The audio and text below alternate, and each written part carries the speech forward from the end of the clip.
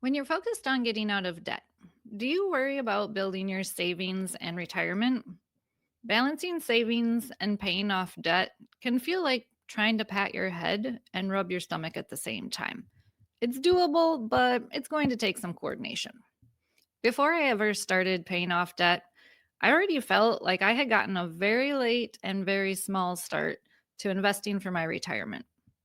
We all have different approaches to this topic, so I wanted to share my personal journey with you today. Thank you for listening to the Debt Free Dad podcast, where we help everyday, normal people like you take control of your finances and live a happier, less stressful life. I'm Katie, your host for today's episode, and I've been on my journey to debt freedom for just over 7 years now. And in that time, I've paid off over $236,446 in student loans, car loans, medical bills, and credit card debt, all on a single income. Now, along with that mind boggling number, in the same last 7 years, I have surprisingly not added up all the money that I was also consistently plugging into my emergency funds, retirement plans, and health savings account, or HSA.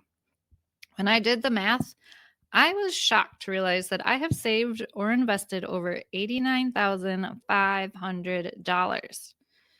And I didn't even start saving a single penny for retirement until I was 30 years old.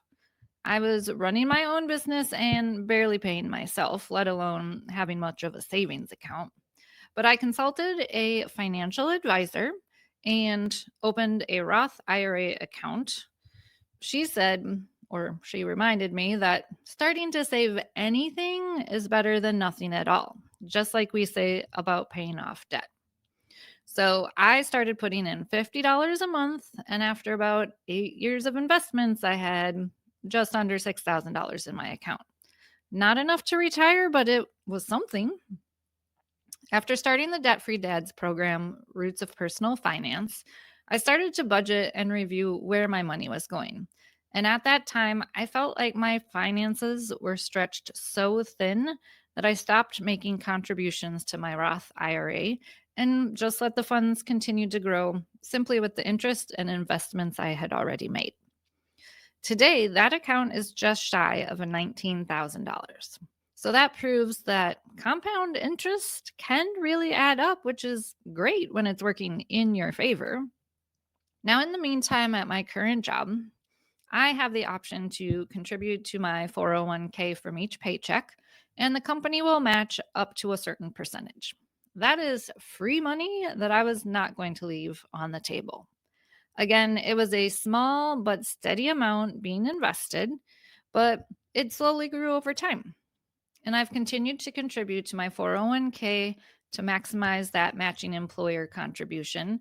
And it's grown to almost $75,000. Now, I'm only 45, but what's got me thinking a lot more about retirement lately? Well, my dad retires at the end of this year. He's got a countdown on his phone that can tell you the weeks, days, or even minutes until retirement. Not that anyone's counting. Both of my parents have pretty much always worked full time for my entire life. Back in the early 2000s, my dad's corporate job ended up having another company come in, bought them out, and closing the local offices. So my dad was offered either a severance package or he'd have to relocate to Manhattan to keep his job. He took the severance package and ended up opening a hardware store in a very rural county. I called this his midlife crisis, but honestly, it's probably the happiest he's been since he was a boy growing up on the farm. As you may remember, 2008, 2009, the economy took an unfortunate downturn, and their rural county took a big hit. When a grocery store closes, then a church, and then a bar, you know it's dire. My dad ended up having to close the hardware store, and they moved out of the apartment above that store. And dad found another job. Now, while my parents didn't take any money out of their retirement fund during their time in the hardware store, they also weren't contributing to that account for almost a decade. They're feeling that impact now and tightening up their finances for retirement. And they've made some great moves. I'm so proud of them. They've paid off their cars, they're paying down a lot of their mortgage, and they're not taking on new debt. But I have taken note and realized that with all the debt I have paid off, and even though I have another 20 years to go until retirement, I have the funds to start contributing to my Roth IRA fund again. And doing that will make a huge impact on my final retirement numbers.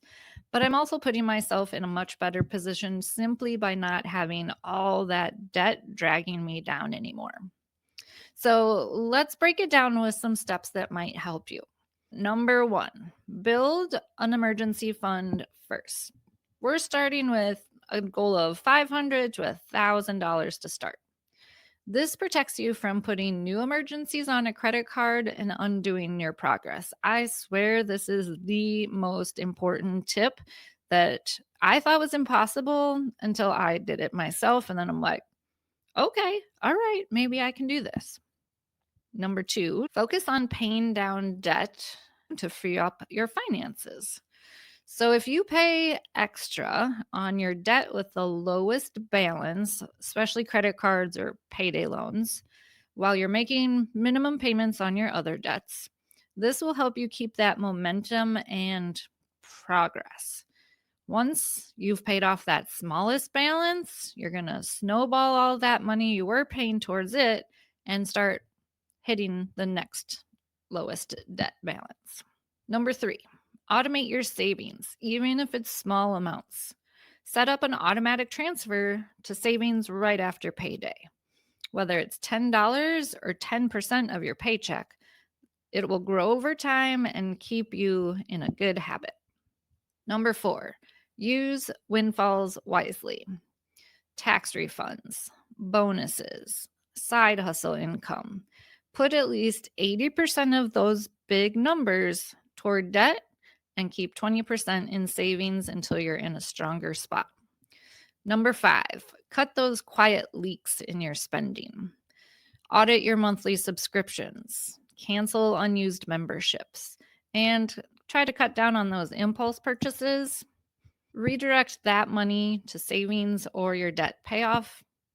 And number six, keep short-term savings goals separate from long-term. Use a high yield in savings account for your emergency fund or long-term savings with decent interest. And many online banks are currently offering about 5%. This keeps that money slightly out of reach and a little less of a temptation to spend. Finally, number seven, resist all or nothing mindset. That's a trap. If you are saving something while paying off your debt, that keeps you from feeling like you're standing still financially. Even a small savings balance can reduce stress and keep motivation high. Remember, every little bit helps, whether you've paid off your debt or you're still on your journey to debt freedom. It's all going to have a positive impact in the long run. So until next time, thanks for joining us at the Debt Free Dad podcast. Now, listen, if you're ready to break free from living paycheck to paycheck, which if you're listening, I hope you are. You want to reduce financial stress. You want to build savings. You want to finally pay off debt for good, but you're not sure where to get started. Don't worry. We've got you covered here at Debt Free Dad.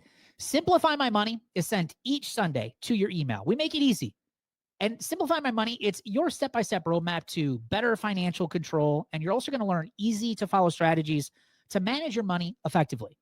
You're going to get stress-free money decisions that will help you simplify your financial life with proven tips that actually work. You're also going to gain the tools and the confidence to tackle your financial goals head on.